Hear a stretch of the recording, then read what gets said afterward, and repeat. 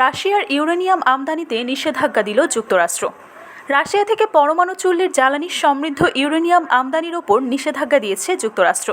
গত সোমবার এই সম্পর্কিত একটি বিলে স্বাক্ষর করেন দেশটির প্রেসিডেন্ট জো বাইডেন।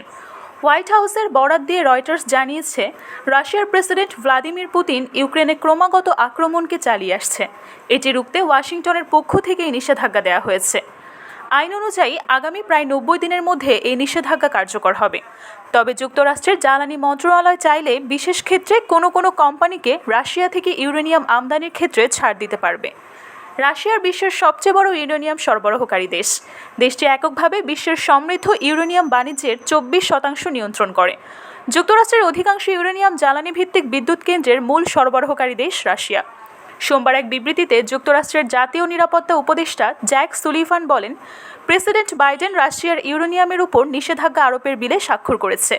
তিনি আরও বলেন, এটি একটি ঐতিহাসিক ধারাবাহিক পদক্ষেপ যা আমাদের দেশের জ্বালানি ও অর্থনৈতিক নিরাপত্তাকে শক্তিশালী করবে এবং বেসামরিক পারমাণবিক শক্তির জন্য রাশিয়ার উপর আমাদের নির্ভরতা কমাবে এবং ক্রমান্বয়ে তা শূন্যের কোটায় নামিয়ে আনবে।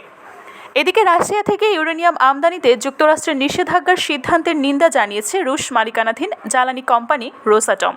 এক বিবৃতিতে রোসাটম বলেছে, রাশিয়া থেকে সমৃদ্ধ ইউরেনিয়াম আমদানি নিষিদ্ধের জন্য প্রণীত মার্কিন আইনকে আমরা বৈষম্যমূলক মনে করি। এই সিদ্ধান্ত বর্তমান বাজার ব্যবস্থার সঙ্গে সঙ্গতিপূর্ণ নয়।